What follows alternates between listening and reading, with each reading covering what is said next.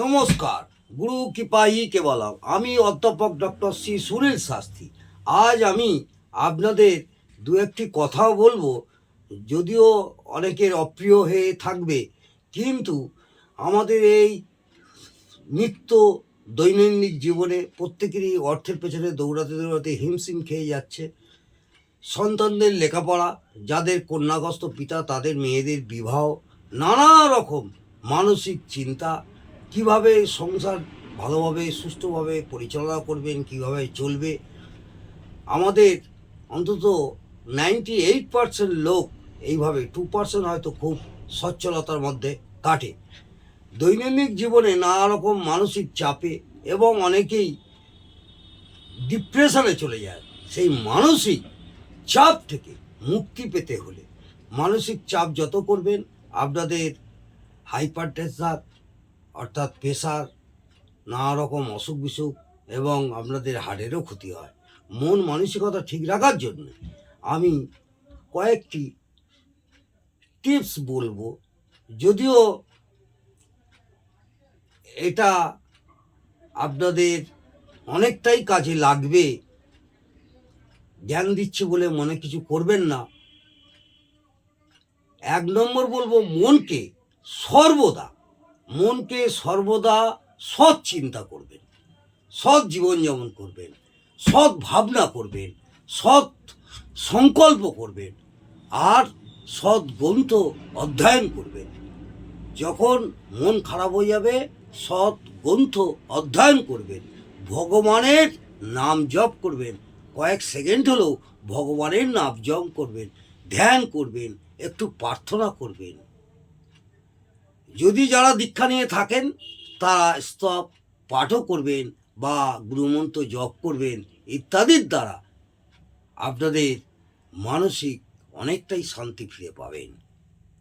কদাপি মনে কুচিন্তা আসিলে ইষ্ট দেবতার নাম জপ করিয়া প্রায়শ্চিত করিবেন। মাঝে মাঝে মনের মধ্যে নানা রকম কুচিন্তা আসে, খারাপ ভালো নানা রকমই চিন্তা আসে। সংসারে নানা রকম চাপের মধ্যে জর্জরিত হয়ে যাচ্ছেন, এই সংসার থেকে আর পেরে উঠছেন না, তখন কুচিন্তা থেকে মুক্ত পাওয়ার জন্য ইষ্ট দেবতার নাম জপ করবেন, প্রায়শ্চিত করিবেন এবং ভগবত সবিককে ক্ষমা প্রার্থনা করবেন। হে ঈশ্বর, তুমি করুণাময়, তুমি আমাকে এই কুচিন্তা থেকে মুক্তি করো, এই প্রার্থনা করবেন। বেশি নয়, কয়েক সেকেন্ড করুন, দেখবেন আপনাদের এই মন মানসিকতা অনেকটাই ভালো হবে। 3 নম্বর, শয়নের পূর্বে অর্থাৎ শোবার আগে অন্য যাবতীয় চিন্তা পরিত্যাগ করে, সারাদিন যা হয়েছে সংসারে, পার্টনারের সঙ্গে ঝগড়া অশান্তি, ছেলে পুলে নানা রকম ঝামেলা, আত্মীয় স্বজন পরিজন, বাবা মা, নানা রকম একটা টেনশন, সেই সব পরিত্যাগ করে দিন। পরিত্যাগ করিয়া শয়নের পূর্বে কি করবেন, গুরুমন্ত্র যদি নিয়ে থাকেন গুরু জপ করবেন, ধ্যান এবং কয়েক সেকেন্ড একটু ভগবান শ্রীকৃষ্ণের নাম করে প্রার্থনা করবেন। দেখবেন তাহলেও আপনাদের ঘুমও ভালো হবে এবং মানসিক শান্তি বজায় থাকবে। 4 নম্বর,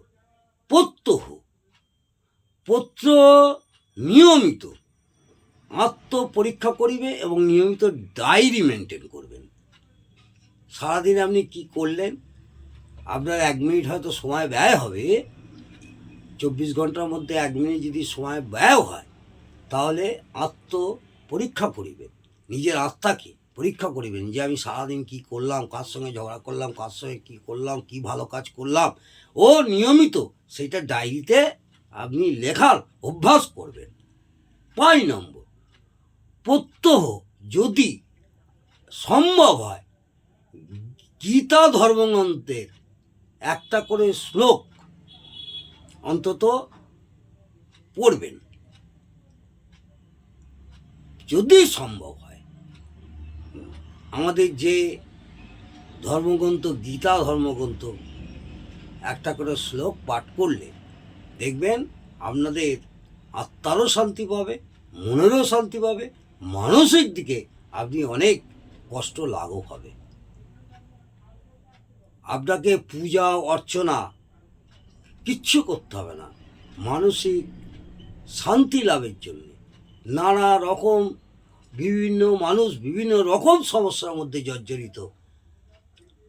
সকাল হলেই কর্মের তারা ব্যস্ত হয়ে পড়েন, হয়তো সময় পান না, কিন্তু এই মানসিক শান্তির জন্যে আপনি 2 থেকে 5 মিনিট ব্যয় করুন।